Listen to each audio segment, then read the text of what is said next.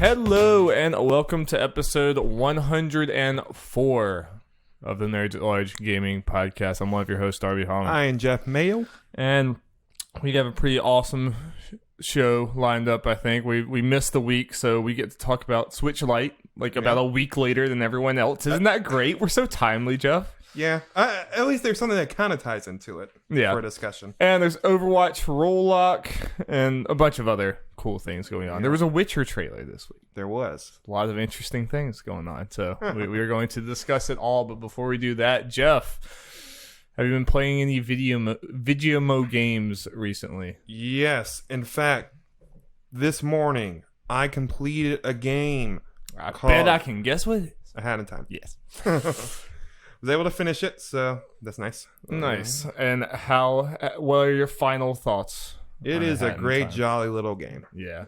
I think what it does great as far as more than a lot of 3D platforms, because a lot of 3D platformers can be kind of story light in a way. It's like stuff like Sly Cooper and the Psychonauts are kind of more exceptions.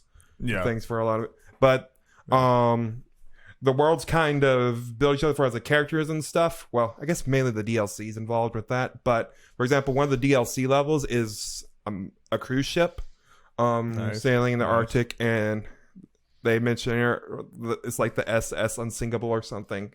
Plot twist, it sinks. Jeff. And the passengers are all people you met in the previous worlds, going on vacation and stuff. Yeah, they kind of, some of them are stowing away, some of them are just there. Okay, so the DLCs were kind of like new hub worlds with new. Not necessarily the two DLC ones, the ship, and it took me. I'm ashamed how long it took me to recognize that this was a pun. I knew it was a pun, but I didn't recognize it. It's Nyakuza Plaza. It's a city full of cats. In the Yakuza. Okay. Appreciate that. Are they like a cat? I think you've talked about that. They were like a cat mafia, so it's like a cat cat mafia. Yeah, there's this cat mafia leader, and all these cats just walking around. Not all of them part of the mafia. And I probably mentioned on here, but one of my favorite things about that level is there are a bunch of subways and stuff. Yeah. All the trains are pulled by giant cats. That's awesome. Just like regular cats with little handkerchiefs around their neck. Just kind of. Wonder if there's Yakuza references like to the games, the Yakuza games. That would be funny. But the Yakuza Plaza is kind of more of a kind of hub world thing where it's open. You go and you do all the levels and stuff. The ship, I'm forgetting the name of it. I think it's called Seal the Deal or something. Is kind of like a lot of the other levels in Ahead in Time, where you just kind of pick what job or what timepiece you're going to do or going to get, and it starts you out for where to do, and you do the mission, and then you get plot back out. And it makes sense for a lot of these in the ship level and past levels, because the level might change depending on what you're going for. Oh yeah.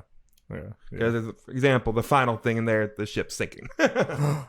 Yeah. So, and stuff like that, and stuff's on fire and all that. Can't have that in every level. I want to play this game. It seems like it would scratch that itch, that jolly 3D platformer itch that I would. Yep. And the boss, once says of the final boss fight's pretty cool. Yeah. Not difficult, but it's really cool the way it kind of builds off on things. Yeah. How are the bosses overall?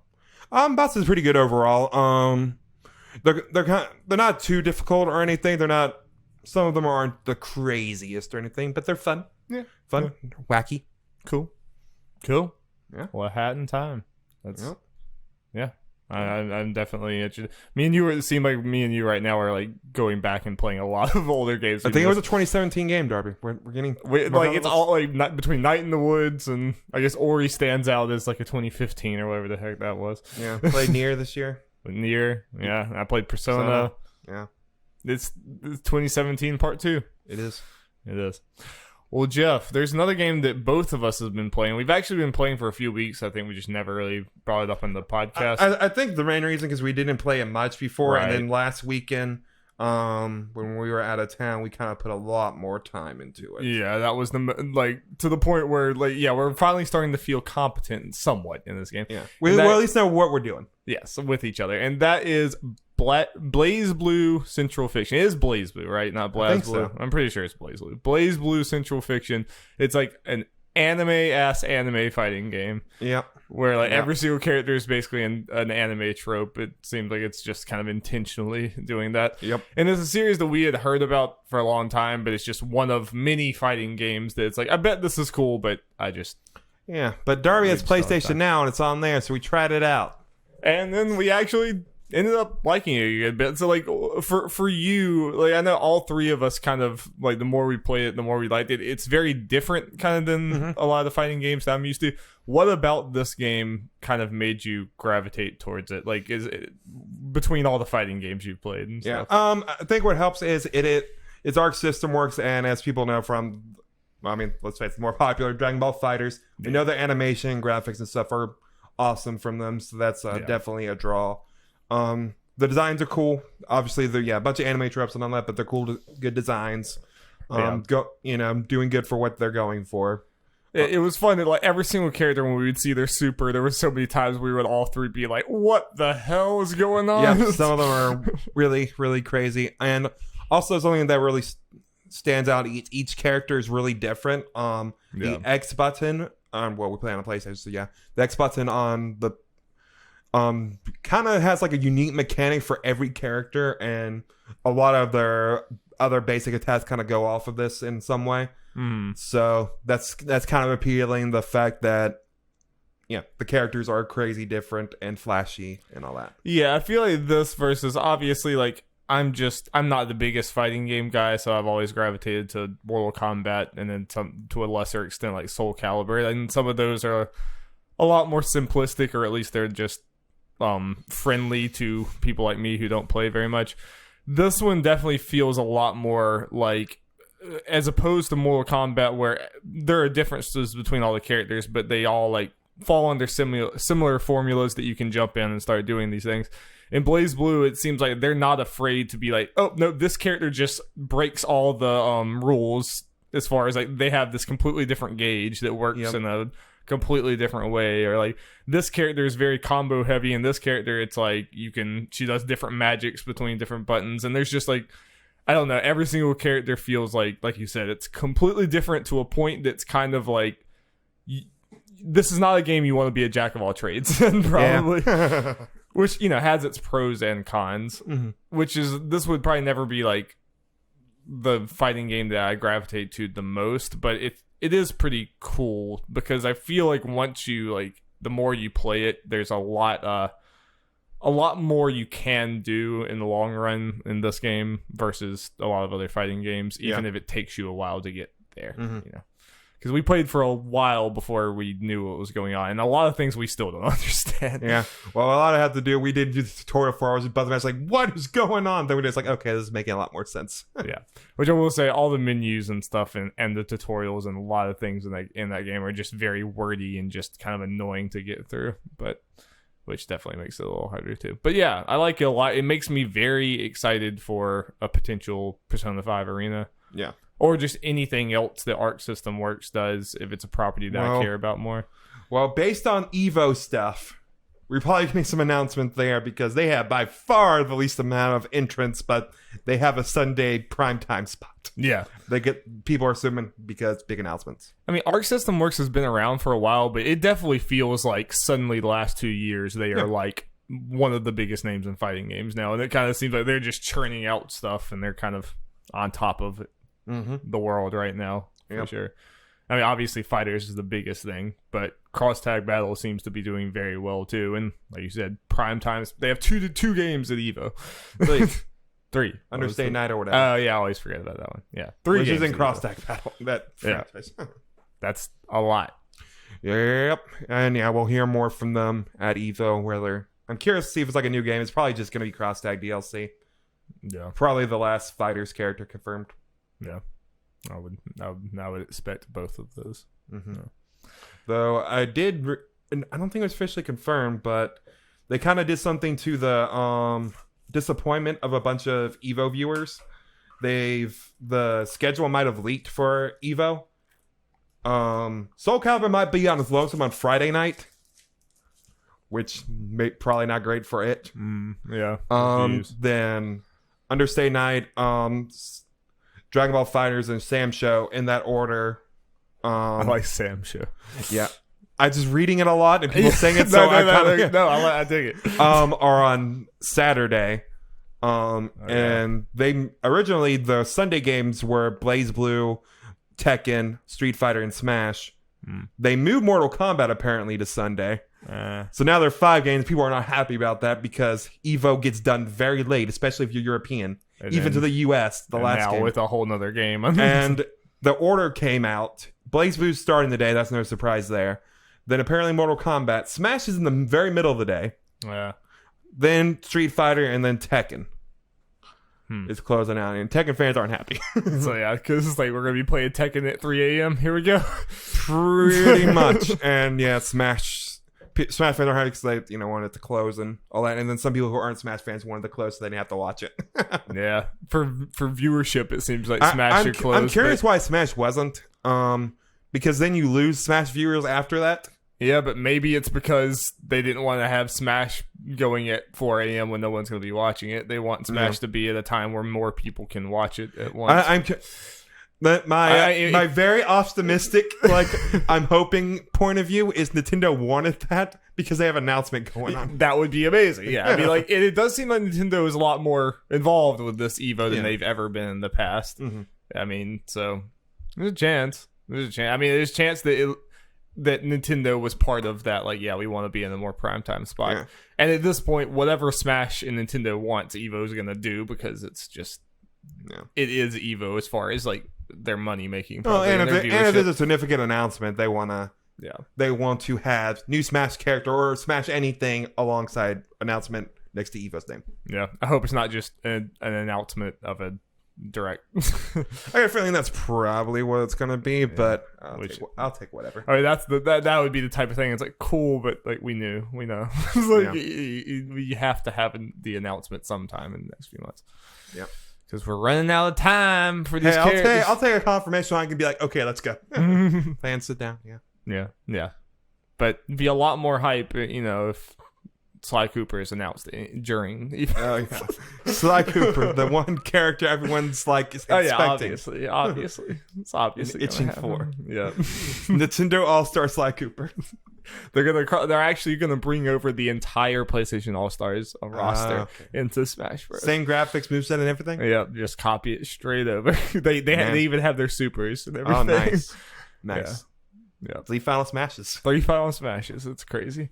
Well, Jeff, have you been playing anything else? Not really. Because haven't had much time. The only other thing I've played is Overwatch Roll Queue, but I'm going to save that for whenever we talk about that news. Okay. Item. So I believe that is all the games we have been playing. Now, Jeff, it is time to move to the next segment of the podcast, which is news. News jingle. Jingle, jingle, jangle. Let's do it. News starts right now. Get ready for some news. Coming in hot. Okay, well, so here's pretty much what happened. As Darby mentioned in the beginning, we late boys. Yeah, super Nintendo late boys announced some new Switch hardware. We're late on one. We're not late in the other one. Wii U Part 2. Exactly. That's what they announced. They're coming out. Get ready. Switch U. The gamepad's back. No, not really. Okay, the Nintendo Switch Lite was announced. It features a smaller screen, Darby. Oh boy. Slightly better battery life, pretty much increased by about a half hour. It has a real D-pad, which is not coming to regular Joy-Cons. Yeah. I don't know why they don't just sell those. Just sell D-pad Joy-Cons. They would sell. People would buy them. I might be one who would buy them. Yeah, I don't get it. It has no detachable Joy-Cons. Has no IR HD rumble. Doesn't have a dock or tabletop modes, Darby. Right. Portable only. Yep. It will be available in yellow, gray, and turquoise. There's also a Pokemon version where the box legendaries for Sword and Shield. That shit's gonna sell out. Yep. And the Switch Lite will cost $200 US, and there will be a way to transfer data from one Switch to another. So say that again, Q. You said it really fast, and people probably couldn't understand you. There'll be a way to transfer data from one Switch to another. Now, have we confirmed that type of thing works with all games? Yeah, there might be some weird things. I don't know. Because I thought I remember, like, or at least with cloud save, like I remember when they announced they were doing cloud saves. I remember it was like, oh, but you can't do it in these select games, and those select games were like the biggest games that you'd want. Like it was like Splatoon 2 and Super Mario Odyssey, and then some other ones like that you couldn't do cloud saves for. And if that, like, at least everything I've seen, and we might be wrong, so like I won't go too far into it, but everything I've seen, it does not seem like it's going to be just you can pick up your Switch Lite and play the same game, just go back and forth, or at least not with all your games, like not nearly as easily as you would want it to, which is not surprising for Nintendo, but it still sucks if you're expecting people to buy a second Switch. It's true for some of these people. So, Jeff, Darby, I'll start off for the Switch Lite. For me personally, obviously, kind of does nothing for me. No, I am someone, I already have a Switch, and I am kind of the complete like Switch commercial type user where I do about 50% dock, 50% handheld. Like I am fully into the gimmick of this console. I like take it on the go and I put it back and everything. I have no need for a Switch that is just for paying $200 for a Switch that is just Darby, a handheld. don't you want to have a Switch to keep in the dock forever and then one to just take with you? I don't know why that makes sense, but okay. That defeats the entire purpose of the console. It's like, I don't get that. Like, then just take the Switch out of the dock. I mean, that's like kind of what we used to have with like 3DS. You had your handheld and you had this. Or the whole thing about Switch, like, is that you can pick it up and take it on the go and stuff. Yeah. Like, so it's not for me, and I kind of like I can't really wrap my head around why other Switch owners would want this, even though a lot of people seem like they would do. I do think this thing is going to sell amazingly, though, for kids and for people trying to get in on a cheaper price point. So, like, this is for someone. It's just not people me. Who want additional Switches that, there are people that might do it like, well, kind of with the kid things. Like, they got multiple kids, like, okay, we can get this cheaper. Yeah, like, little Billy wants a Switch, but we already spent $300 for this. Let's spend a little bit less and just give him this Pokemon Animal Crossing machine so they can run around and do all that. Even though, like, I was talking to you about it when it first announced. I need to get my hands on it before, and I don't know if I ever will, but I would probably not unless someone else buys it. Most of our friends already have them. Yeah, but I would need to actually see it. But I expected if they were going to do this for it to look a little more indestructible. Like, the DS's and the 3DS's, the clamshell thing, those things I feel like I could throw into the street and it would be okay.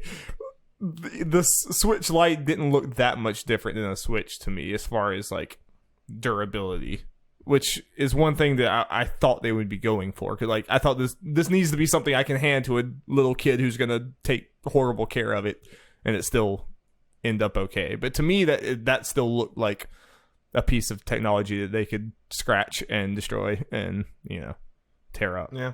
I mean, it's still a Switch, so I don't know how much more they can do without really changing it. Yeah, which, I mean, like I said, that seems like that would have been one of the biggest selling points of it to me. At that point, the closer this thing is to just being a normal Switch, then it's just you're just getting a lesser Switch at that point. No, this is exactly what this is. Yeah. And for some reason, people are wanting to buy a second one for it. Like, I can maybe get people that maybe don't use the dock and trade in their old one for this. Maybe because that little extra battery life does it for them. Yeah. Or something. I mean, or in the smaller size. There are people who said that they never took their dock out of the box. Yeah. So I guess for them, maybe it is worth it. I just feel like if you buy this and this is your only Switch and you do play a lot of games, I feel like it's going to be... I feel like you're very quickly going to get to the point where you're wishing you could put it into a dock. Like when your friends are over, it's like, oh, let's play Smash. Oh, wait, you don't have the dock. Let's play Mario Kart. No, you don't have the. Yeah, I'm sure that will happen. It's like, oh, I heard you got a Switch now. Let's play. I heard Smash on. Let's put it on there. It's like, oh, about that. Oh, damn. Yeah, and I mean that. I don't know. I mean, I guess I just can't really, like, I'm so far from the audience that I think this is designed for that I just can't really get that. But just the $100 off alone is going to make this thing sell a ton. No, it will do fine. Not necessarily for us, but we can at least see who it could be for. And come Pokemon time. Oh yeah, this thing. I mean, those Pokemon bundles are going to do. And it comes. Well. Oh, I guess I didn't say the date. It comes out September 27th, I think. Same day as Link's Awakening. I didn't know the same day. Yep, same day. It is interesting this wasn't done at E3, this announcement, seeing that it was so soon I've seen a bunch of afterwards. people say that. I mean, yeah, they could have been there and that would have been fine, but I don't think it's like a head scratcher necessarily. Like, why didn't they do that, dumb Nintendo?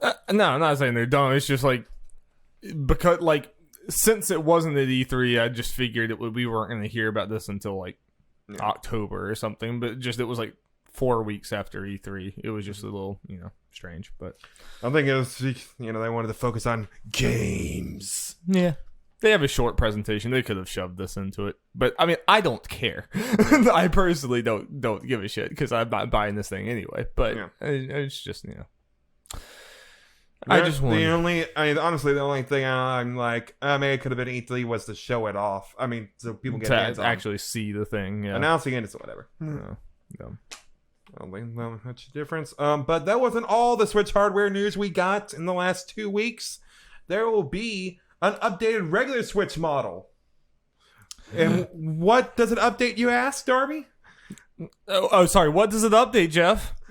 Battery life, and that's pretty much it as far as I can tell. Battery life is everything these days. Yep. Everyone's out there talking about the new that. Switch lasts for anywhere from 4.5 hours to 9 hours, while the original is 2.5 to 6.5 hours. That's actually a very big jump. It's a pretty big jump, yeah. An example given with Breath of the Wild as far as the games, the compare differences. It can run for 5.5 hours on the updated Switch, while it runs for 3 hours on the original. So almost double the time. That is very good. That is a very good bump up. So I feel like for a lot of people, this kind of overshadowed the Switch Lite and was like, well, I'm not getting a Switch Lite anymore. Yeah, because here's the thing: even if you use it for the Switch for mainly handheld purposes, this extended battery life is already better than the Switch Lite. I mean, I don't think the Switch Lite battery life bump up was near enough to justify trading in your Switch and buying that. This, I guess, might be. I mean, obviously, I won't. But people will. But a lot of people will. And it is the same price of the Switch has been it's important. No, this is just going to become the Switch. This is pretty much after this. This is what the Switch shipments are going to be from now. Yeah, which every console has done this type of thing, where they make an upgrade and that just becomes a normal. This is not the Switch Pro or anything like that. Which I guess could still come down the line. But no, this is something that obviously if my Switch breaks or something and I'm getting a new one, I'll obviously get this. But it's nothing that I'm going to go and trade mine in for. You mean you don't want to pay $300? I'm good. I am okay actually, but that is a cool upgrade. But I don't know if we talked about this much on the podcast. Do you still think, where are you at right now on the possibility in the next few years of a actual Switch Pro or something like that? I think it could happen. And what does it look like exactly? It will look like the Switch. Yeah. And still not locked in the dock, right? I think that if they do a Switch Pro, it'll still be. I feel like with the Switch, the whole it being portable is more important to its identity than it being tethered to the TV. So I think it being a portable only makes more sense than it being TV only. Yeah, I agree. Because, I mean, at least the portable only, it's fighting against other portable stuff, and it's the best portable console you could have. If it's a console TV only, there are far better powered systems out there than what. And I kind of doubt Nintendo's going to come out with some behemoth that's more powerful than Xbox or PlayStation. Well, and then even that, if they did that, then that just separates their fans. Yeah, and then you'll have potentially more than even like the PS4 Pro and Xbox One X does. Yep, and then you would have this very powerful machine, but then your developers really couldn't make games to use that power because it would also have to run on the base Switch. And Switch Lite. Honestly, I expect if there was a Switch Pro for it to potentially help out more in handheld more than TV, which is what people are thinking of when they say Pro.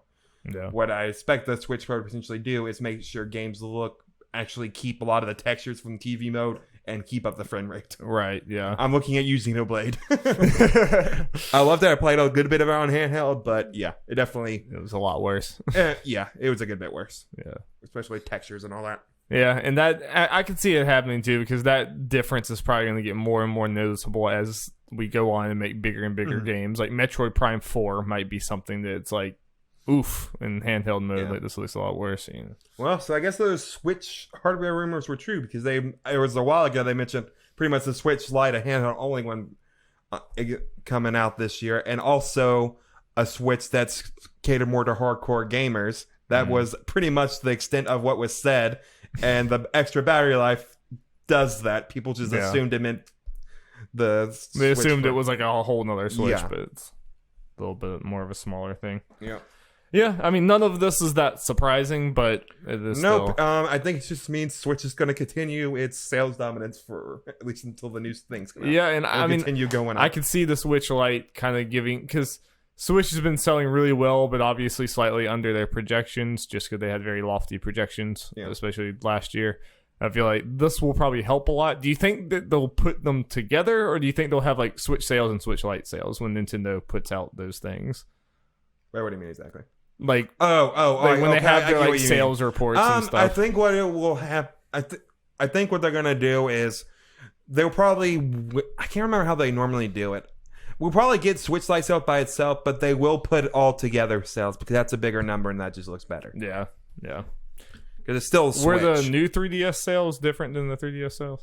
Not really. I mean, they still put them all together. Okay. Like when you look at the top selling consoles or whatever, you look at those lists, they're not putting the new 3DS separate. I mean, they might to show, hey, this is how much came from it, but they put it all together. I don't know. Just like they do with PS4 and PS4 Pro and all that. Yeah. Not the most. So we may not even get like individual sales. Yeah. Which it probably will bump it up a lot. The $100 off. Oh, it 100% will. Especially we discussed this on our own. I think the timing of it's great because it's coming out around the time where a lot of franchises that are typically or at least have been for a while. You think of the Nintendo's handheld market are coming out. Fire Emblem about to come out, which we now look at as a handheld franchise mostly. They'll probably change their 3 houses some, but also think about if you're a parent right now and you have 2 different kids and they both want to play Pokemon, you could spend $400 and give them both Switch Lites, or you could spend $600 and give them 2 Switches. That's a big difference if you're I think this establishes the Switch a lot more. Yeah, I think that's a good thing. They look at it because it's like, well, we could get them 2, or we could pay one regular Switch, or we could pay only $100 extra, get 2 Switch Lites. Yeah, I mean, probably the more of the way people look at it instead of cheap. Yeah, there's probably gonna be a lot of situations on that because at that point it does become like more worth it, and it's kind of smart in a way. Like the Switch becomes something that is pleasing little kids as a handheld, a cheaper alternative handheld, but also at the same time, it'll please people like me and you who just completely ignore that and keep going as a normal console. Yeah. And both audiences are satisfied with the same machine and they can with the same games, whereas before it was me and you doing the Wii U and other people doing the 3DS. Yeah. Not that we didn't play 3DS, but not nearly as much as anyone else. Yeah. But once again, games coming out that usually if you think of handheld, it's coming out the same day as Link's Awakening, 2D Zelda, which have been on handhelds recently, Pokemon, Animal Crossing coming out next little bit. So Animal Crossing is obviously supposed to come out around this, but they obviously got pushed back. So man, I'm excited about Link's Awakening. Yeah, it's gonna be good. Yeah, that's not that far away. Like 2 months. Not far at all. Nintendo's get a lot of playtime for me the rest of this year. No, it's been a while since I picked up my Switch much, but I think I'm gonna be doing it a lot now. Well, Fire Emblem. Man, Fire Emblem. I need it so badly. Yep. Okay, Darby. Let's move on to another game you really like. Yeah. That there, Overwatch. And I've been playing a lot. I think I already have 15 hours on this competitive season. I've been playing a lot more Overwatch recently. Okay, so for people who are not in the know, here's the basics of the news from the recent Overwatches. Role queues have been added to the game, Darby. It's finally happened. Praise be, praise. So Papa I assume Kaplan. that means you're okay with what you played of the roll queue so far. Yes, I have been quite enjoying it. Yeah, roll queue is on the PTR, and you can go ahead and read what it is. Yeah. This means that before a match, players will choose a role and be matched up. So there are 2 of each role for each team. So if people don't know, that's DPS, tank, and healer, or support. Yep. There are reward incentives for choosing a role that is in high demand. The example they give is support, which is normally the one people avoid. Yeah, support and tank, but mostly the support. I would think is the what highest, that mainly is. People always try to go for DPS. Right. It seems like. Right. Competitive mode will have role-specific skill ratings, which is super cool. Yeah, this is before like your competitive rank was. You just had one rank for like no matter what you played, so like you could be really good at support and you're building up that rank and you're like, hey, I'll try DPS, but you're not as good at it. You're gonna risk that number going down, so you're kind of incentivized to be like, well, I'm not gonna try anything new because my rank's gonna go down. I guess I'll just keep doing the same ones. But now you can be really high support rank, but then you go to DPS and you're playing at like the correct rank for DPS. Like you might be a worse DPS, so you'll be playing with people at a lower level. It's just a lot better system, you know. So there'll be better. Well, you're playing now, but I don't know. The beta period on PC will be from August 13th to September 1st. I don't know exactly what that means. I think that was on their website. Maybe that's a separate thing from this or something. Because that might be like you're in PTR. This might be general PC. Yeah, maybe this will be like on the because it didn't say PTR. I would have put that down. Maybe there'll be a beta version in the normal game on August 13th or something, or I don't know. I think that's more means it'll be in the normal PC game. Yeah, and then I think after that, that's when it's might be coming on consoles and all that. And 222 lock will also be implemented in the Overwatch League, starting with Stage 4, which starts this week. Yep. Yeah. So if you've been paying attention to Overwatch, I mean, like, a lot of this came from, and the Overwatch League, it was. Everyone went around a 3 tank, 3 support composition, and that just became the dominant thing that just every single team had to run. Death to goats. Yeah, goats, and you know the goat is dead. The goat is dead.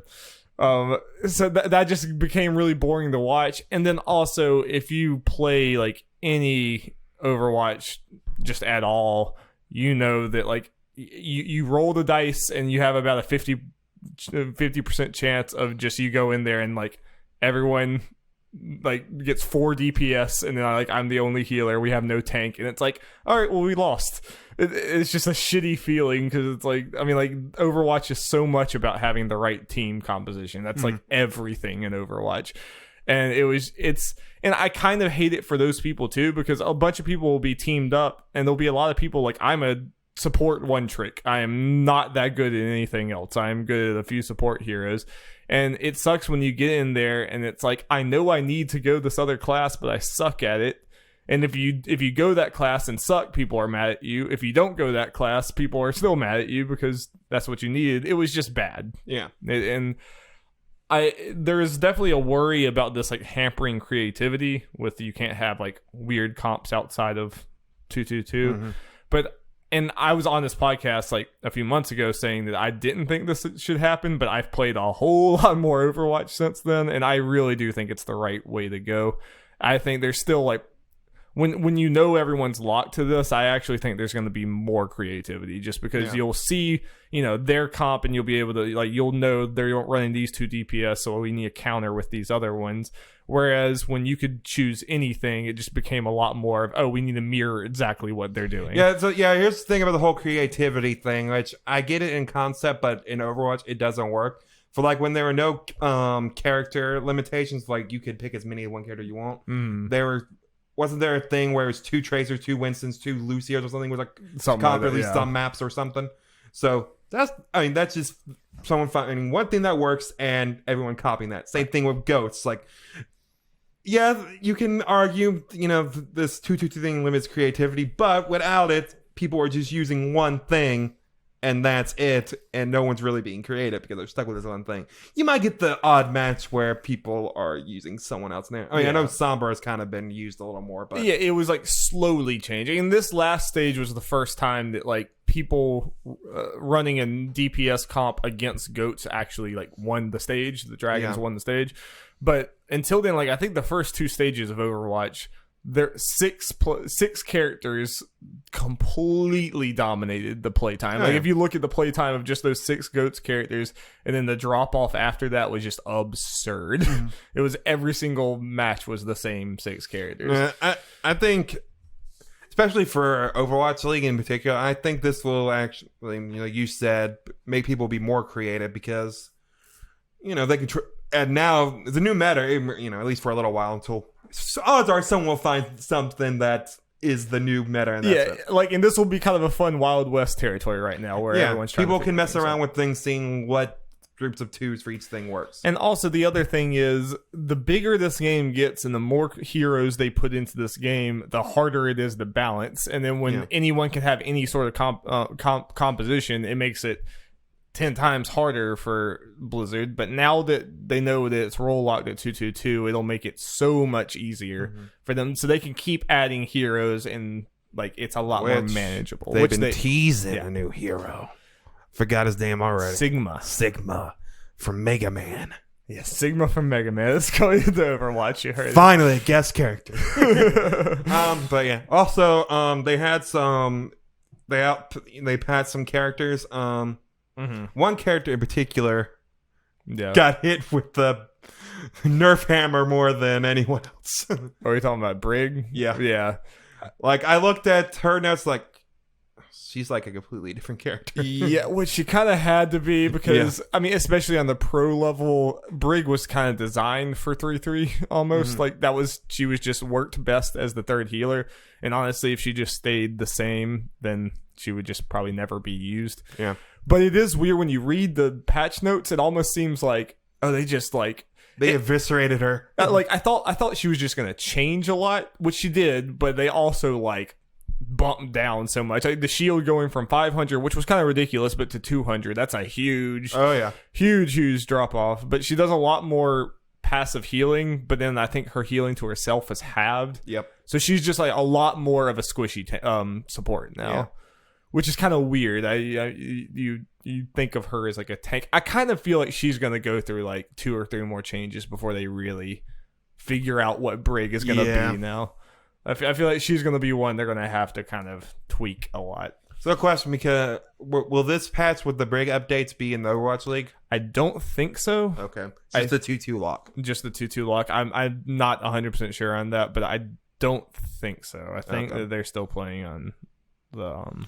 That will be interesting because in the Overwatch League, they'll be playing Brig as she was, if at all. The sounds of it, probably won't. Yeah, I kind of doubt that many teams are going to use her, and she'll probably just completely fall off in this stage. But the thing with Overwatch League is also really weird because they've done 3 stages. There's 4 stages, so they've done 3/4 of the season with one way, and then they have this huge, gigantic change right at the last quarter. So a lot of teams that have been amazing this whole year might be a lot worse now because they're pretty much playing a different game. Yeah. And then another team that's been garbage might suddenly rise up. They can use their DPS players. Yeah. I mean, it's kind of like if like in the last 4 games of NFL football season, they're just like, you have to shoot a basketball to score a touchdown now. Hey, you can only use half as many linemen. Yeah. Or something like that. So it's going to be kind of a weird end. We're also nerfing Tom Brady. Yeah. We're going to kneecap Tom Brady. We're actually going to take out his kneecaps. Yeah. Patriots win the Super Bowl. And I get that, like, some people are going to be bummed about this. I have a feeling they're probably going to, in the arcade, have, like, a permanent, like, classic quick play, basically. Yeah, so one thing I was kind of reading, and one thing I can understand more people being upset about, is it looks like quick play is going to completely have this as well. Mm-hmm. Okay.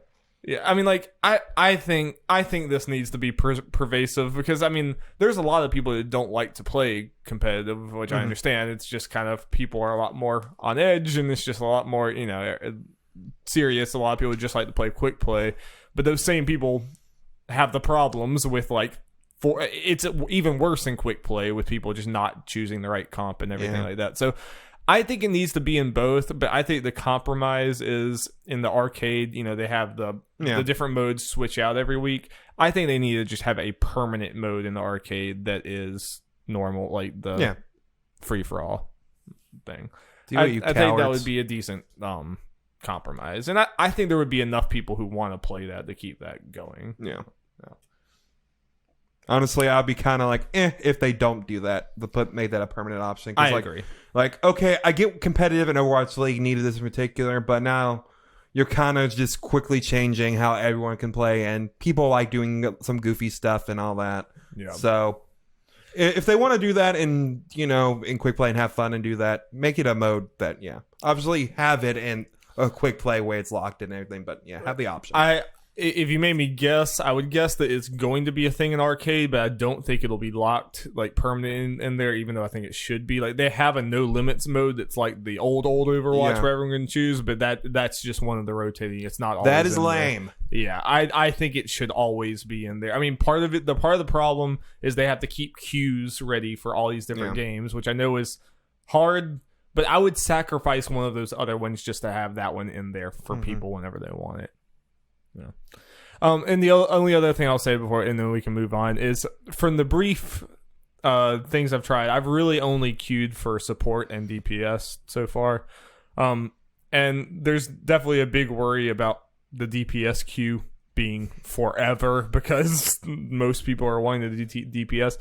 In my experience, most of the time, it has not taken any longer than my normal Overwatch matches. I did have one time where it took like 8 minutes or so, but for the most part it seems like it's okay. It is on the PTR, so there's just less people in general, so and more likely people are kind of made jack of all trades or they're just trying out different things, so I mean, very early thing. I don't know how it's gonna I'm curious how it's gonna, and they might have said this or whatever, and something I might have missed. I'm curious how it'll work, like when we play together or something.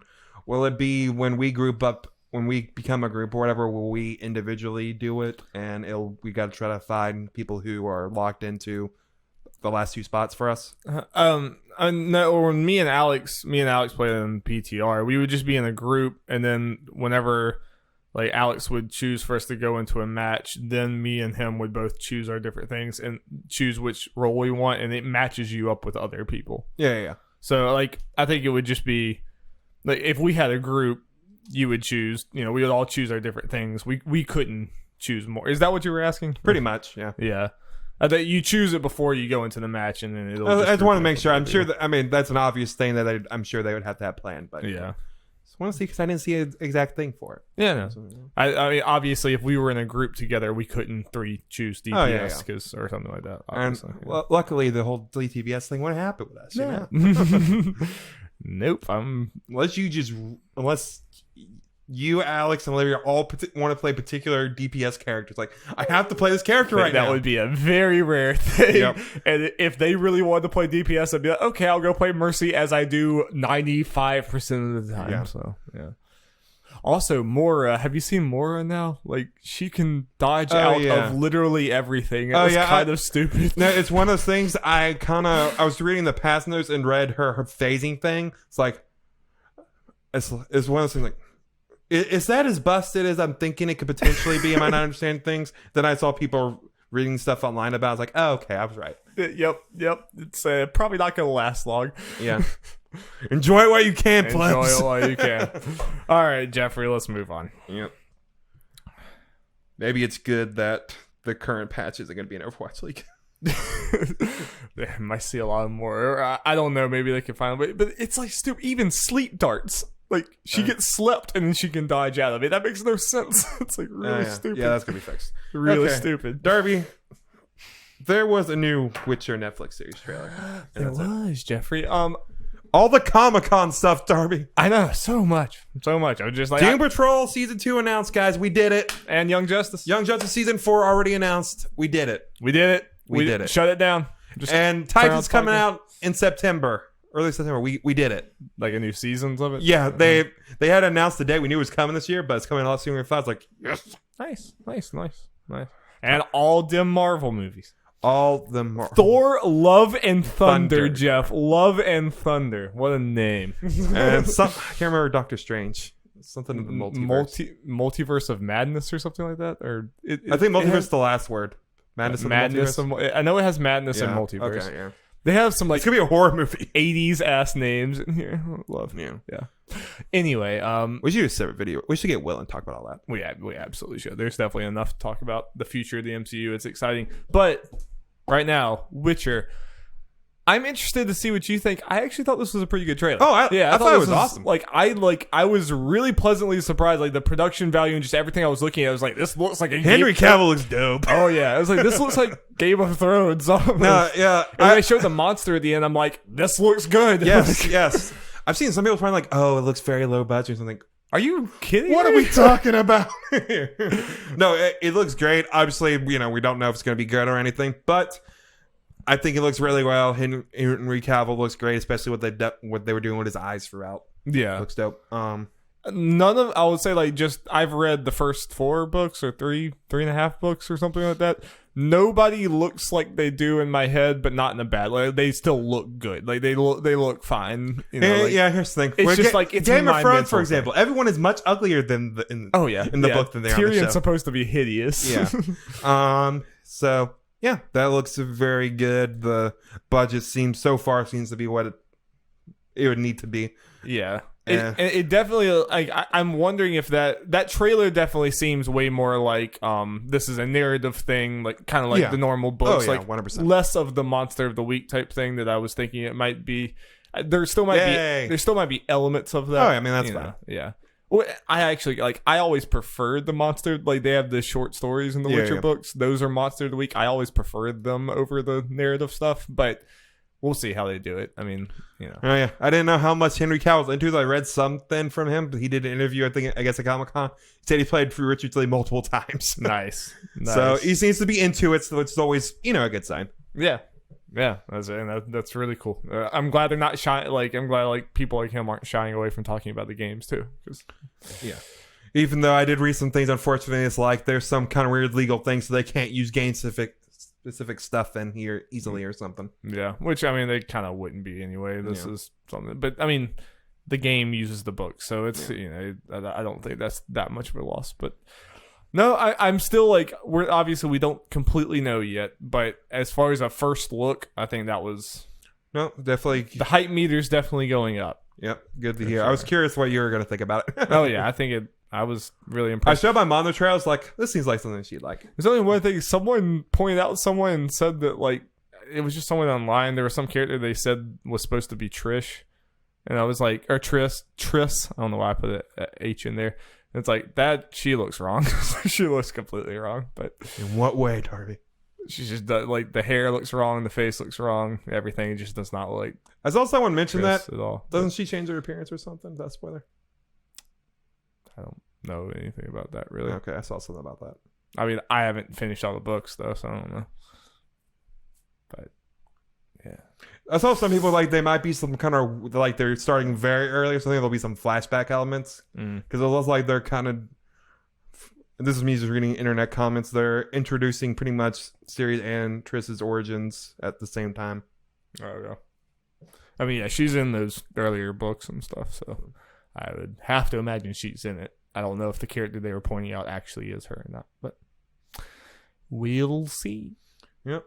Curious cat. This seems to be one thing that's like if we're gonna get a next Game of Thrones, nothing's gonna be that big, but something comparable potentially.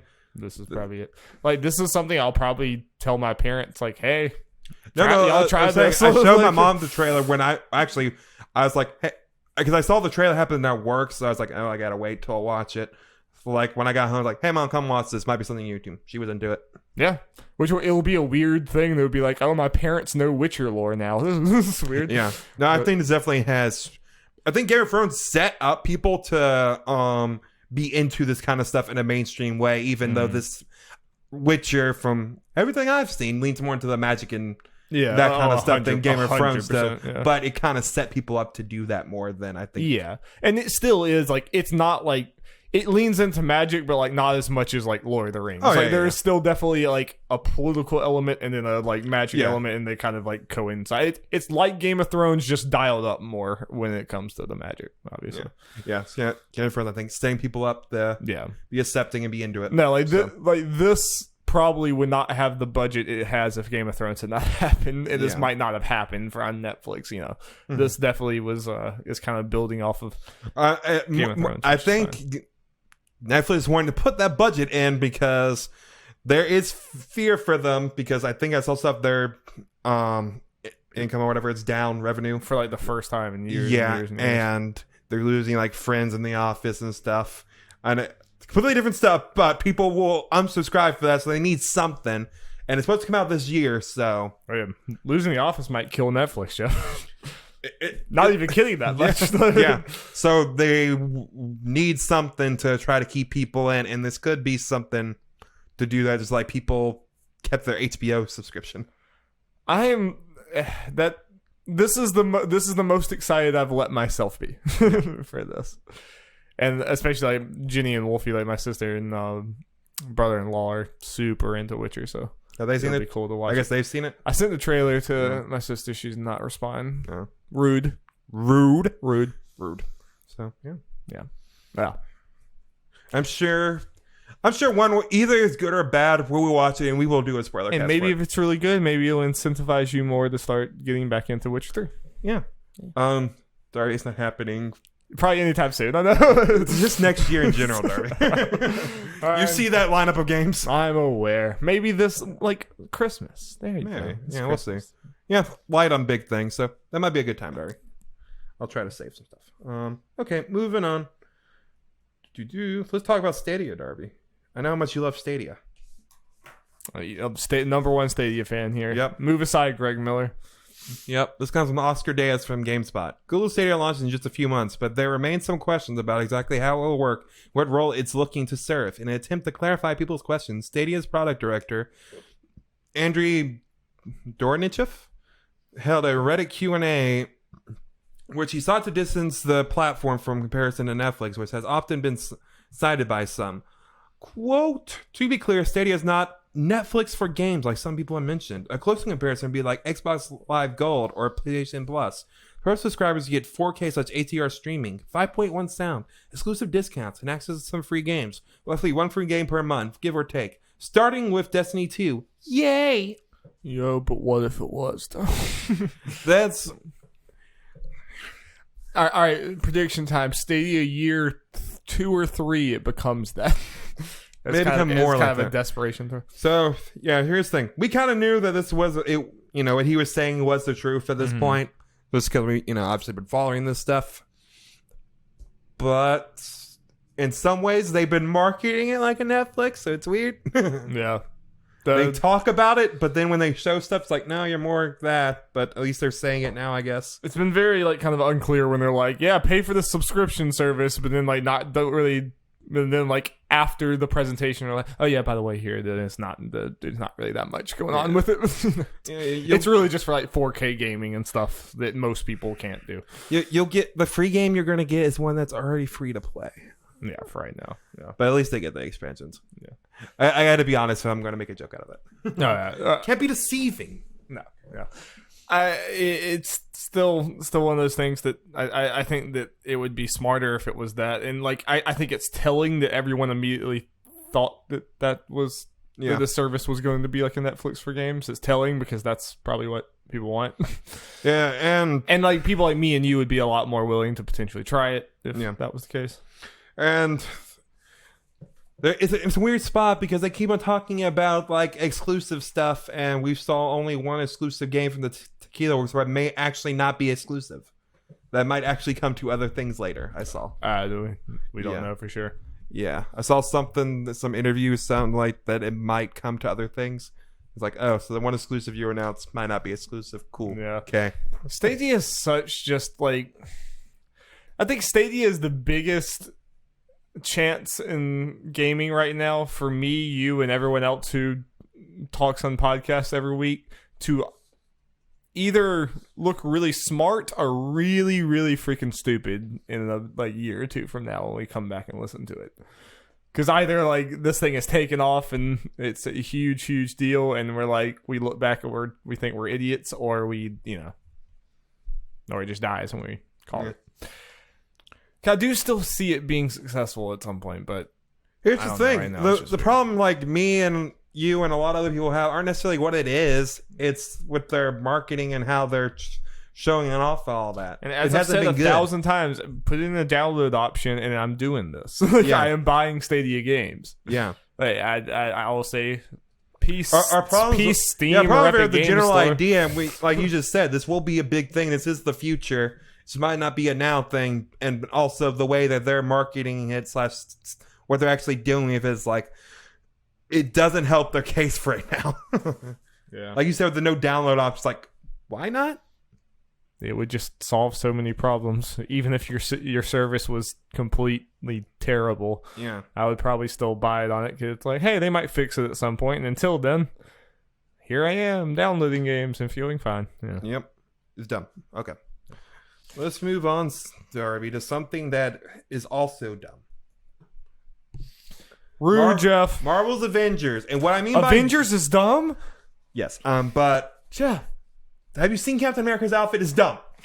No, but what is dumb is the fact that they showed off a gameplay demo at San Diego Comic-Con and are not releasing it to the public again. And now there's phone footage, and I watched it. Me too. And you cannot tell me that the marketing people don't realize this is going to happen at this point. Oh, but Darby, there's been so many Comic-Cons where people showing.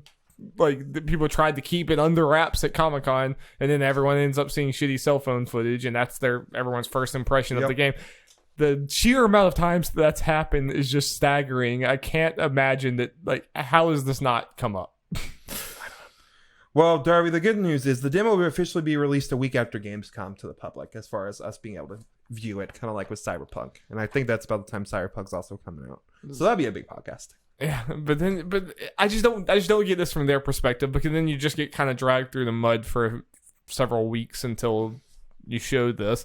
And certain things, I saw a little clip of Thor fighting, and I'm sure it was completely taken out of context. So I just saw this little shitty 30-second clip or whatever, and it looked bad. It was just punch, kick. Punch, kick. Punch, well, kick. Yeah, here's and I'm sure with the gameplay around it, it probably looks a little bit better, and that was just someone doing that. But me just scrolling through Twitter, I see that kind of shit, and then now I'm oh, that looks bad. And I'm sure a lot of other people are eesh. Yeah. And instead of controlling what you're showing, I'm seeing someone's shitty cell phone footage of Thor doing the same move over and over again. It's I don't understand. I just don't get it. But anyway, continue. Yeah, we can get into the gameplay stuff. I'll just gonna read the rest of this as far as what kind of stuff happened into it. Yeah, there was an updated gameplay demo was showed a young Kamala Khan, aka Miss Marvel, in the footage, who is wearing a Captain Marvel shirt. Hint, hint. To a potential future character. And little Miss Kamala Khan is being exposed to the Terrigen Mist, which is what will give her powers because she's inhuman. So apparently this leaked, and I just didn't see it. Apparently, Miss Marvel is going to be a big factor in the story. Is actually being one of the first characters you play after the prologue and time skip, which is cool. Yeah, that's not a character I would think that would be. Yeah, I think they're pushing Miss Marvel more. I can see her coming up in this MCU at some point because she's one of the. I feel like one of the few that are in Marvel Ultimate Alliance 3. From what I've seen on the roster, there isn't necessarily an obvious one because you got the Spider-Man, the people that are in the MCU, the X-Men, the obvious ones. But then there's her. There are a couple other ones that are standout or weird. I forgot. I thought there was. I thought there were several that were. There are a couple more, but I guess not. She's one that stood out. Yeah. But so they might be pushing her more in general, which is cool. A-Day is the prologue, which is the whole mission with the footage and before the time shit goes wrong. Some other couple gameplay things they've discussed that people kind of thought was happening, but I guess clarification and all that. The Hela character will be the hub where you go off on solo and co-op missions. And they reiterate that this is a story-focused game, Darby, and some missions will be designed for specific heroes to use, while others are designed that you can choose any hero. This game worries me, Jeff. does. This game gives me anxiety. Like, the idea of it's fine and cool and could be great, but then just some little things here that we see in that footage. Here's the thing, and I think you'll agree. The gameplay doesn't look particularly strong, and it's not just because of the footage. No. It's not just because of the quality of the footage that we're seeing. Not because it's on a cell phone. It's because it just like kind of basic third-person combat. Yeah. And what doesn't help is because they're using so many different characters, and this was a fear I think we've had since this game was announced. Oh, yeah. The character combat for each one is kind of watered down even more. Yeah, no one feels great because there's too many characters to design. Yeah. And while they look and play like potentially as far as the way it looks like characters fought, it doesn't look like an exciting version of that. And then it's the worry of, this is actually fun to play. Yeah. Besides maybe a little bit here and there. I hate to say just the obvious thing that everyone's saying, but like I look at the Thor gameplay and I'm like, this does kind of just look like a budget Kratos. Yeah. Like as far as and the little Iron Man footage, I was like, Iron Man looks really stiff here. I mean, it's almost like, obviously it's not as much, but obviously Marvel Ultimate Alliance is like very shallow because there's 1,000 different characters, and like that's kind of what it's going for. That's what it is, and that's fine. And that's what it's going for. This does not seem like a game that's going to be going for that, but I could see that where it's just like, yeah, no one's like, I kind of have the same few moves I do over and over again, and I fly over and I fight these guys, and then I fly to the next thing and I fight these guys, or I jump over there and Hulk smash them, and then I jump over here and Hulk smash these people. Like, I have strong Anthem feelings from this, where it's like leading up to it, where like, this seems cool, but there's a lot of like, how are they going to wrap this all together? And then the answer was poorly with Anthem, or like just not in a satisfying whole. Whoa. And also just the fact that they're having to bend over backwards to be like, it's a story focused game, but it's also a game of service, but don't worry, it's also story focused. Oh, but there's also all this other stuff, but don't worry. It seems what they're trying to do with it is at odds with itself. Yeah, because they're trying to do so story focused, but it's also a game of the service, so, and that seems to be clashing. And they're trying to like drive home both of these points but they don't want to show you it. They're like, just listen to us and believe us. The but we don't want to marketing actually for show this you the has game. been terrible. Yeah, it's been really bad. Especially just, I mean, it's just easy to do, but compare it to Final Fantasy VII because it was in the same presentation. It's here is the game, and like, no, the game, so, I mean, we saw some of Final Final Fantasy VII beforehand, so they didn't have to introduce the game at least. So Final Fantasy had that under its belt. Yeah. But the game, what they showed Final Fantasy VII in that press conference blew people away. Like, no, this looks like it's going to be something special. Yes, they didn't have to present it, but also there are two games coming out around the same time. I mean, they're about the same length away. Mm-hmm. And we've seen so much more of 7. Yeah. Oh, yeah. People played it and, justified our thinking it was great. It's like, no, this is the real deal. Yeah, I don't know. I'm really concerned. Well, the good news is, Dar, they said, specifically for us, because we have PlayStation 4s, PlayStation 4 users are going to get special content and all that and get the beta early. Yeah. Mainly I was getting that of, hey, there's a beta coming and we can hopefully, it's easy to get into and we can try it out. Hopefully. I mean, they need to show us some damn gameplay first. We're going to see it after Gamescom. When isn't that in September? Man, I can never remember. I'm almost certain it might be August, but okay. I don't know. I mean, I think the game will probably sell pretty well, but I'm just. I mean, yeah. Okay. August 20th. Okay, so end of August. We got about a month. Yeah, multiple weeks. Yeah. So it just sucks how much like this gameplay has existed and been shown twice, but they just won't show us. Yeah. We have seen it, Darby. Thanks to the good people of San Diego Comic-Con. It's like, I would be furious if like in those meetings, like the people behind Avengers are surprised that the footage that got out. I would be like, there's a reason you're bad at your most job. Headline shows like, to the surprise of no one. Yeah. Everyone, the moment people saw that it was going to be, it's just going to be for the panels, like, oh, so we're going to see cell phone footage. Yeah. I mean, I remember, I think it was Suicide Squad, or it might have been Batman vs. Superman. It was one of those that they showed the first trailer at Comic-Con and then it leaked on cell phone footage, and like the director was furious on Twitter. I'm like, come on. Did you honestly expect that this was not going to happen? Like, that's on you. That's on you at that point. I hate these Comic-Con things like behind closed door trailers. Just give us the dang trailers afterwards. But if you're going to show it behind closed doors, at least like you should understand, or if you're going to show it to a crowd of people, you should understand it's going to leak. Like, you cannot expect, I don't know. Just be smarter. Speaking of that, DC Universe, give us a Titans trailer, damn it. Moving on. Okay, Dari, let's talk about Medan. Medan. It comes from Ian Hickton from Eurogamer. I hurt myself saying man.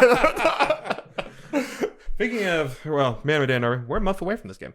Supermassive Game has announced 2 new multiplayer modes for Medan. I always forget, is it Medan or Medan? I think it's Medan. Medan. The first horror game from its Dark Pictures anthology, which is apparently supposed to have 8 games in this and supposed to have 2 a year going forward. Ambitious. Yep. Players can still experience the game in solo mode, similar to the way Until Dawn worked. With those wishing to scream their way through the game with friends can do so online in shared story mode or on a sofa in movie night mode.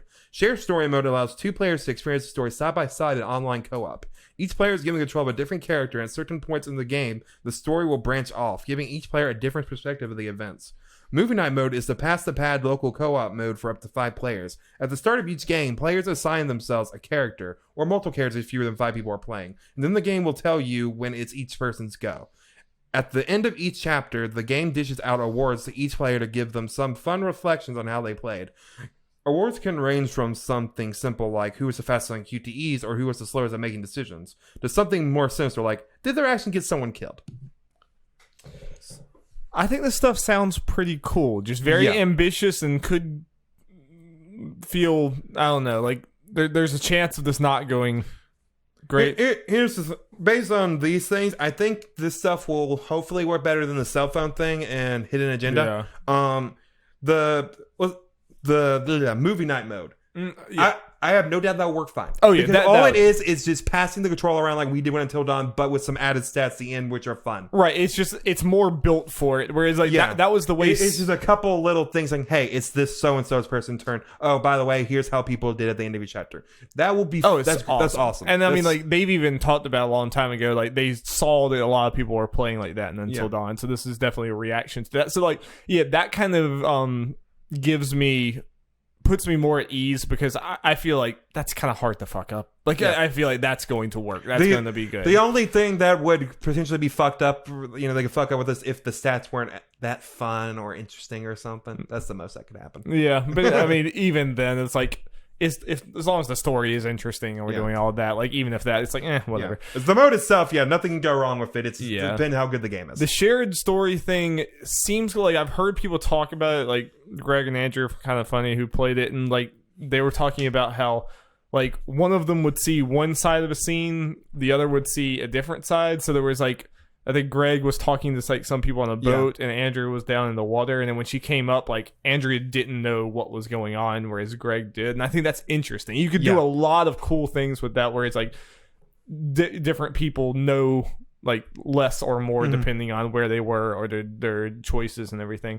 That could be really cool, and it almost makes me wonder, like, should we play it movie night mode, or should we do this type of thing? Like, but okay, so here's my thing at that. I get what you're saying. It's kind of wish you can kind of erase your mind. Yeah, it's good so you can do both. I think we're gonna do movie night mode probably I think so, because the shared story, unless we did 2 different people or something, but then where's the fun in that? Like 2 different groups of people or multiple. Movie night's the only thing I'll work with our group with a lot of people. Yeah, and 5 people is a good number for us. We got Alex and Olivia, we get like Jacob or something in there. So. But if you're like 2 people, if you were just a couple doing this, the shared story might be the way to go. Like it might be really cool. Mm-hmm. Yeah. I'm very interested in this game. I'm really like hoping that it pans out. I just hope the writing is the same at the same level as Until Dawn, where I mean Until Dawn was very campy and stuff because that was what it was going for, and it nailed it so much. Like I hope that this is either like I'm worried about it trying to stray too much from the campiness and then it just becomes bad writing. Yeah. Like I really hope that it either like nails that kind of like tropey campy stuff, or if it goes away from it, that they're prepared to. Yeah. Compelling story. I have hope that they learn, because there are reasons that Hidden Agenda and Impatient. Yeah, Impatient were not as highly regarded in any way. So, yeah. Which, I mean, that was the last 2 games they made. Neither of them are really received very well. Exactly. So that is concerning. Yeah. And I'm just concerned in general with, like, this anthology series. They're obviously, like, juggling so many different stories, and they have so many ambitions for this. Like, it seems like a much bigger undertaking than just we're making Until Dawn a campy horror movie thing. Yeah. I think the thing to worry about the most is that things will get delayed, which will probably happen at some point. Probably will. The pipeline will. And also, I just worry about Until Dawn feeling like lightning in a bottle. Yeah. Like, it's something that's hard to replicate. Like, this might end up feeling like, this kind of just felt like a knockoff Until Dawn. You know, it felt like a cheaper budget Until Dawn, which is definitely a concern. I got a pre-order right now because I did it before my GCU went out. So getting it for like a little over $20, I'll probably just keep it. Nice. I think that's worth.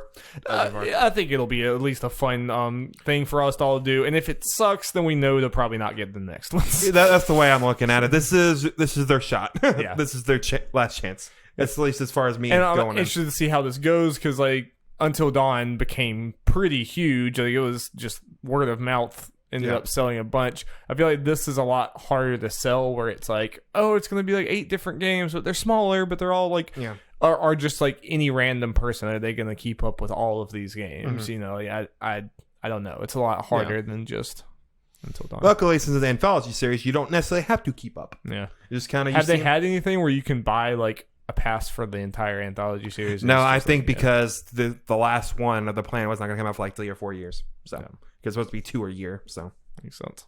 I mean, I would never get that anyway. This is like, I don't even know. Like, we have no guarantee that they're going to make it to the end of all this. I hope they do. But Yep. Okay. Moving on to the next thing. This is going to be a quick and dirty one, Darby. Dirty. Luigi's Mansion 3 will come out fittingly on Halloween. I mean, Luigi is probably very sticky. I imagine. It is very sticky. He probably collects a lot of dirt and grime as he's walking through the. It's probably pretty gross. So what's interesting about this, you know, it's coming out on Halloween, which is cool. They're actually Nintendo's going against what they normally do and releasing the game on a Thursday. They're really dedicated to that Halloween. Yep. Which have some people conflict. It's like, yay, Halloween, but also like, well, it's coming out the end of October, so you can't play like throughout October, you know? Yeah, I feel like it should have come out like the week before Halloween or something so that you can have it on Halloween. Yeah. You know? Like, because now if it comes out on Halloween, it's like, oh, I can barely play it on actual Halloween. That's, you know, actually get the game. But strangely enough, I feel like I see more people excited about because it's coming out particularly on Halloween. I mean, it's one of those marketing things. The marketing thing is like, nice. It's something that's so small, but it gets people excited. Yeah. Nintendo knows where they're I can see it. It'll be fine either way. I can see arguments either way. Yeah, I agree. And I expect Luigi Mansion 3 to sell pretty well, Darby. How well, Jeff? I mean, I don't know. Like, is Luigi's Mansion that big of a deal? Would you say Kirby sold like 4 or 5 million? Yeah, because Kirby always sells a lot. Yeah, but this is Luigi, Mario's brother. I think Kirby's bigger than Luigi. Are you sure about that? Yeah, I'm pretty sure about that. I'm not so sure, Darby. I'm pretty sure about that. I mean, like, I don't know. Like, I do think this one will probably sell decently, but I'm not. I think like Yoshi will outsell it. Kirby will outsell it. I don't know. We'll see. Sure. I think the thing is, the people who usually buy like Kirby and Yoshi games, the more casual audience, will probably get Luigi's Mansion as well.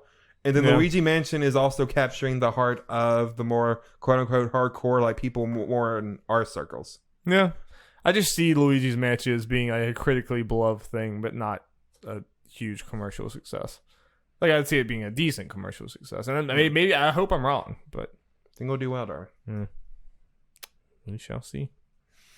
Mark my words. Like, how dare you out the Guigi? 2 million, 3 million, 4 million, 5 million? Potentially. I mean, Kirby sold like 4 million, so. Yeah. Kirby always sells, though. Kirby always sells more than you think, but Kirby, like this past one in particular, sold really a lot, yeah. So. I thought I remember seeing it be like 5 million, but that might be wrong. I might have gotten there. I can't remember. Okay. Moving on. Speaking of selling world. I saw that. I'm like, oh. Monster Hunter World is now sold over 13 million copies. Yeah, the train keeps going. The monster train. Yep. Best-selling Capcom game of all time. And it will continue to sell. Iceborne's gonna make sure that keeps on going. This train don't stop, Jeff. Don't stop. Can't stop, won't stop. Can't stop, won't stop. Congrats. Yeah. Okay. Well, speaking of money, let's talk about them dirty NPDs. money. Don bucks. Don bucks. How many Don bucks? So a lot. Okay. So what is the inflation rate on Don bucks? What is the exchange rate from American dollar to Don buck? $1 US equals a tenth of a Don buck. It's worth a lot. Yeah. Okay. Let's see. Yeah, we're talking about the NPDs. We're going for the top 10 for the month, then top 10 for the year, and all that fun stuff. Talk about it as things go. Number 1 for the month of June, to the surprise of probably no one, Super Mario Maker 2. Super Mario Bros. 2. No digital sales. Super Mario Maker 2 set a new record high for launch month sales of a Mario Maker title, surpassing both the September 2015 release of Super Mario Maker and the December 2016 release of Super Mario Maker 3DS. Yeah, not really surprising at all. No, not at all. The Wii U was pretty much dead at that point. And especially in a month like June when, it's not a whole lot of big games. Like, I'm interested to see like how far, what else would Mario Maker 2 have beaten? Like, would it like, where would it be if it came out the same month as like Borderlands 3? It depends what else is there. Because Borderlands would beat it. Yes. Yeah. But it was kind of a foregone conclusion that it was going to beat this month. I wonder where it'll be like July and August too. Yeah. Probably still pretty far up there. Yep. Next one might be a little crazy. Who knows? Number 2, Crash Team Racing Nitro Fueled. Sales of Crash Team Racing Nitro Fueled represent the highest launch month total in Crash Bandicoot franchise history. The previous best was set by Crash Bandicoot Insane Trilogy. Wow. Yeah. Wow. So to put that in some context, though, Crash Team is on multiple systems. Yeah. Insane Trilogy was only on PS4, but I kind of forgot about that. Yeah. But this is technically a spin-off. But it's also cards, so it might be like a Mario Kart type effect where the kart racer sells more than the regular thing. It's crazy in general, but I know there's not much coming out in June. So there's that. But is this high?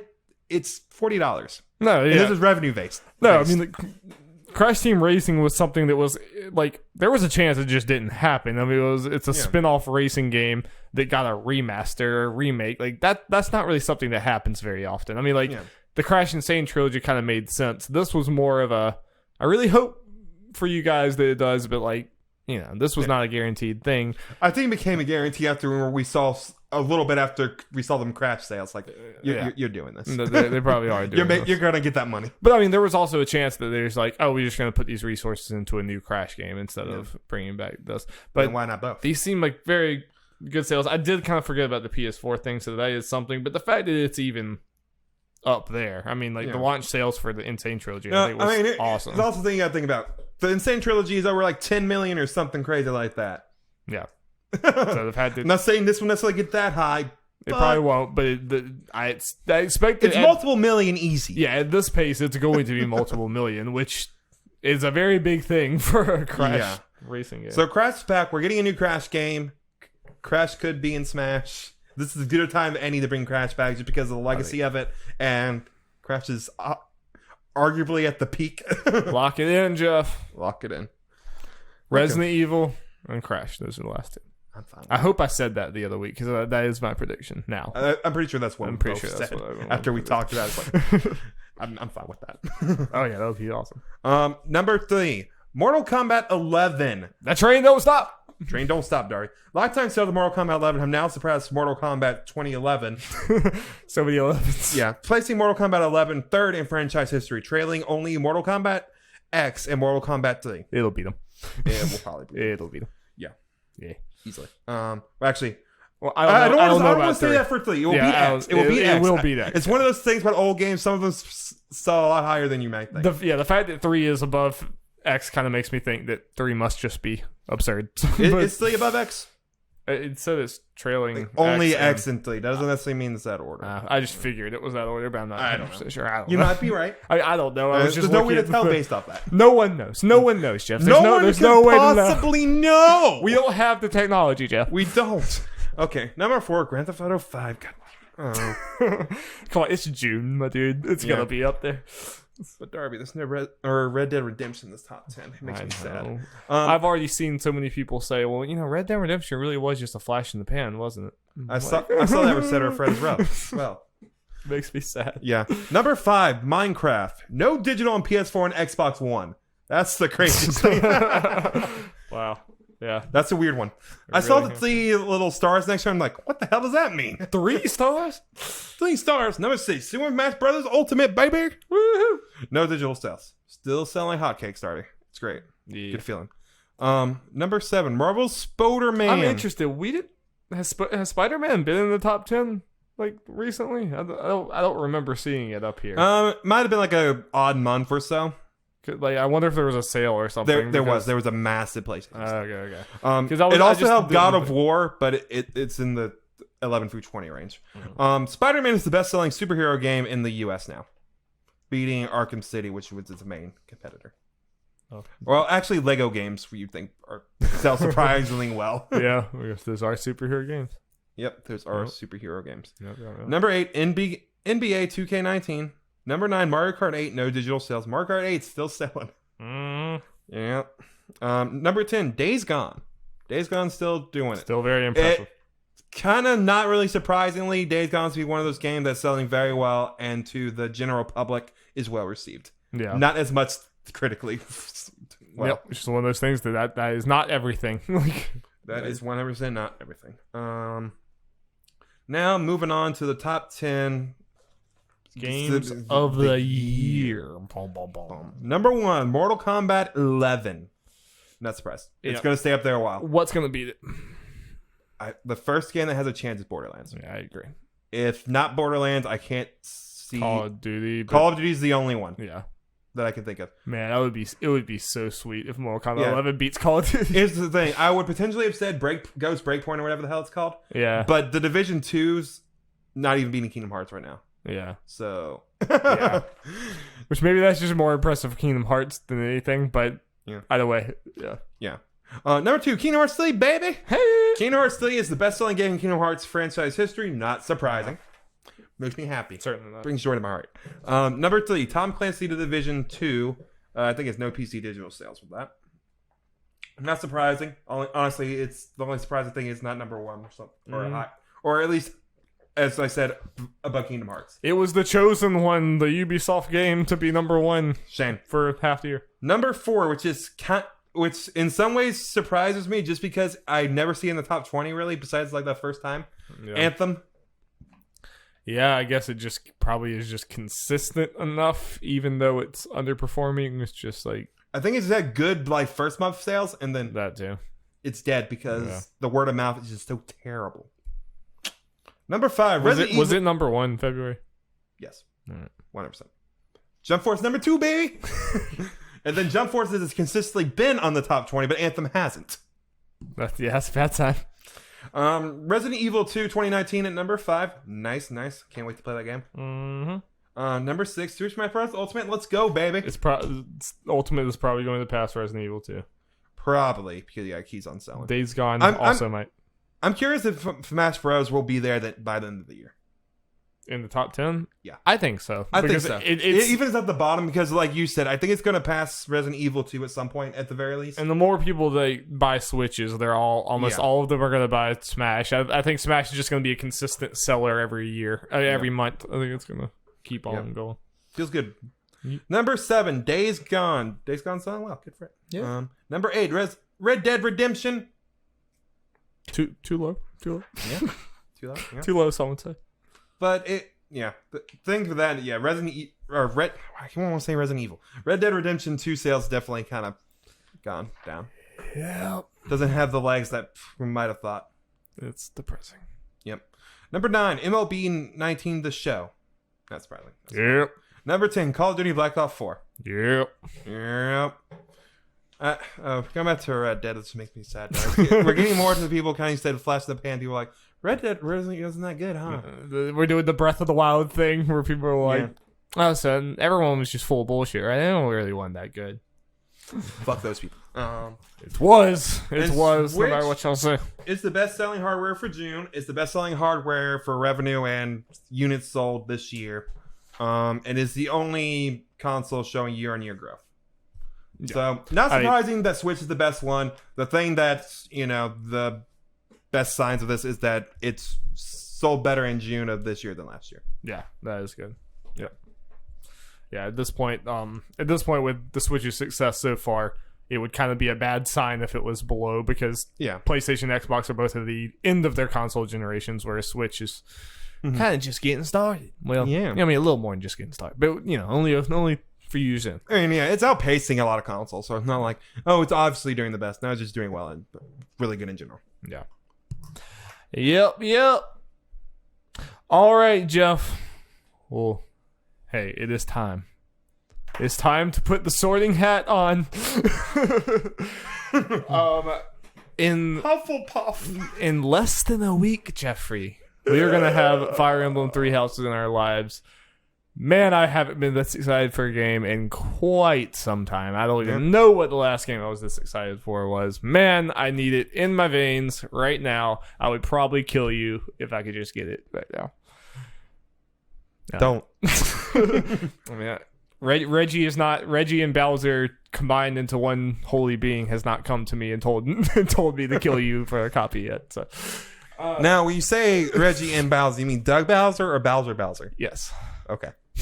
Just to clarify. And in this game, you can choose 3 different houses. It's a decision pretty early on. Yeah, it sounds like it's pretty early on before you know too much about them. You choose one of these 3 houses, and that's like it changes. It at least changes a lot of the characters you're using. I don't know about like map specific stuff. Like I don't know how much the game itself. I don't know if it's 3 completely different games. I don't know how much that goes into it. But I know at least like the characters that you're using will be completely different, which is a very big deal. So it is a very big decision. And they've put out like 3 different trailers. You can see their little like house leader people, and they like they try to sell you on their houses and everything. So go watch those videos because that's kind of crucial to this. And Jeff, I'm just going to come out here, and I think I might make this a little bit easier for us because we have been debating, because me and Jeff want to play different houses to have different takes. I am making a plot twist, Jeff. I actually don't want to be in the Black Eagles. I don't want any part of that. And goddamn it, I swear if you're doing the same thing, I want to get Golden Deer. God damn it! And I will fight for it. After watching, and I hate you so much. I just hate everything about you. Doing the same thing every gosh darn time. Because me and Jeff both wanted Black Eagles before, but I finally I'd sat down and watched these, and I'm like, Black Eagles and Blue Lions both are like, oh, we're the best. You should be in part of us. So you go over there and they're like, yeah, no, like Golden Deer are like, oh yeah, no kings. Monarchy's stupid. And like, yes, it is. Other houses look at cool, like everything else or whatever. Why not choose us? It's like, hey, if you want to choose them, it's no big deal. So whatever. And it's like, but if you want to choose us, hey. And there was that for me, and then the video of the voice actor. Yeah, and Claude seems like the best, and he's dreamy. He seems very nice. He's like, hey, it's your decision, bro. But hey, hey, if you want to or whatever. So no, at this point, even if you go Golden Deer, I'm probably going Golden Deer too. I'm sorry. I'm too. I had just seen brief things, and I had just seen some of the characters, and I was like, oh, these Black Eagle characters look like designs look really cool, and they seem really cool. But I mean, when I looked more, it was like, I don't know. And Golden Deer has the dude whose chest is ripping out of his shirt. The dude's it's hilarious. It's great. So no, Golden Deer, Claude's best boy. That's why I'm going. Can you go Black Eagles, Jeff? I'm doing this. I am doing this. It'll be a bummer if we do the same damn thing. Yeah, but I want Golden Deer. That is what I am doing, 100%. I just want to. All right, Jeff. Let's look at the likes and dislikes of the Black Eagles, and just let's just see. Edelgard seems pretty cool. Forgot exactly what she likes. I don't know, Jeff. What are you thinking? I don't know, man. Or why did you want Golden Deer? I don't know. A lot of their character designs just look cooler. And why do you suck? why do we do the same thing for I don't everything? know, man. For freaking everything. I don't know. So what are you going to do, Jeff? I don't know, man. Apparently she's like 16. Designs are cool. I will say the Black Eagles have like very cool character designs. And I think it's pretty obvious that Black Eagles is probably the one they're pushing the most, and it's probably the one that has the most rumors are that there are 4 different storylines, and that's because Black Eagle has 2 different ones. So Black Eagles is gonna be the most complete one. I think we all know that. We all know that Black Eagle. Like, I honestly feel like one of us between the two should do Black Eagles, and it's not gonna be me. That's why you want to strong arm me in the Black Eagles. I thought that you were gonna still want them. Hilda, best girl. Though at least with that, there are like certain characters I'm sure you've seen this, right? You can recruit people from other houses. Yeah, you can. I know it's harder. Yeah. Like you have to actually put. Yeah. So it's kind of like, okay, you gotta like. I've seen stuff like pretty much pick 2 and focus on them. Yeah, if you like want them. Yeah. Yeah. I mean, I honestly do think Black Eagles is going to be the one that feels like the one you're supposed to do, quote unquote. I think it's going to be have the most Black Eagles. You wanted it before, so I thought like so did you. I know I did too. Like I thought I was going to make it easy. I thought I was too. I was just strolling in here like, hey, Jeff's going to be happy. Like, oh, Jeff gets to do what he wants to do. I'm going to be honest. One thing I'm kind of more okay with it is, and this is going to be a very bold claim, but I'm just going to go ahead and say it. It's going to take time. As long as I hear stuff about the stories are different, I think at some point I'm going to go through all 3 of these things. Yeah. Because based on everything I'm seeing, this has potential to definitely be my favorite Fire Emblem by a good margin, as crazy as that sounds. No, if it does everything it's setting out to do. And like, here's the thing, Darby. People aren't going to spoiler territories, of course, because that's the thing. But I'm hearing so much about the characters and the story actually being good and all that. I'm like, the story was always the negative, like the weak point of Fire Emblem. And if that's actually, at least solid / good, and all that, and the characters are even. I'm hearing more about the characters than I did in past games. I can already just tell that the systems and combat systems and social systems are so much. And the social systems are more entwined with the gameplay. It's like I'm going to want to play them. Yeah, go through the multiple stories. It'll take me a while, of course. Like, not going to be a thing I probably do all in one go or whatever. Yeah, I'll probably do the same thing. So one thing that'll help me is my sister is also going to play it. So we're strong arming her into Blue Lions, right? Yeah, and I feel like that's probably not the one she's going to want to do. So we'll see what I'm going to tell her that you at least have to do Black Eagles or the Blue Lions. I'm like, because I want to see something different. Yeah. But yeah, I mean, the fact that all 3 of us are playing it, hopefully she does. Hopefully she is okay going Blue Lions, and she can go there. I don't know, like when I watched that trailer, it was just an obvious choice to me. After that, I'm like, oh, these 2 like have a stick up their ass. Like, Clyde's awesome. Clyde just seems like a chill dude. And the No Kings, it's like, I love this kingdom. It's by far the best. Well, Jeff, you don't have to, but I would appreciate it. I'm going to do it for the content. It's probably still going to be good. I have to imagine that was at least your number 2 choice. Yeah. Yeah. Poor Blue Lions. I don't think I haven't seen really anyone, even like people who got the game. I've heard almost everyone did Black Eagles, and a few people did Golden Deer, but I haven't heard anyone do Blue Lions. Mm-hmm. Maybe that's the best one. Who knows? We don't know. Just don't know. I'm going to pick my wife used to steal. No. From the other groups. The designs look pretty cool in Black Eagles. Yeah.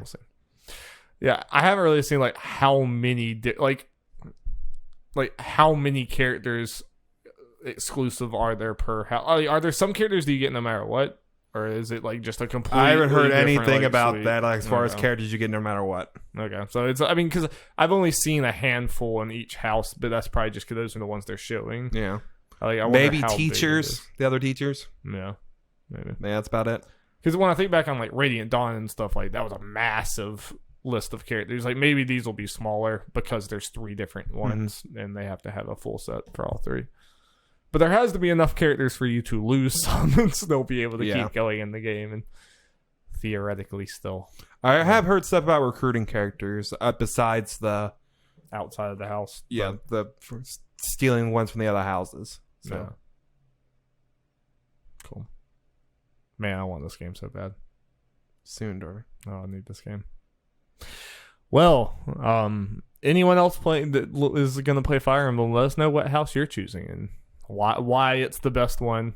And I don't know. I want there to be some house backstabbing. You know, I want there to be some politicking, some Game of Thrones ass shit going on. I don't know. I want the story to surprise me because I'm still going into it expecting the story to be passable. But if it can like rise above that some, even to a little bit, then yeah, this game has probably instant goatee for us, at least right now. I can't really think of anything else that I would be as excited about as Fire Emblem the rest of the year. Like Link's Awakening is going to be cool and cute, but not going to be this. Not gonna be this. Death Stranding, Darby. Yeah, that's it. Maybe for Jacob. We'll see. All right. Well, thank you guys so much for tuning in to the Nerds at Large Gaming Podcast. I had a great time. Did you, Jeff? Yeah. Yep, we did. We will be back next week. Check out our Spider-Man Far From Home Spoilercast on the Nerds at Large Spoilercast podcast feed and on YouTube. And yeah. Yeah. Cool. All right. Peace. Bye.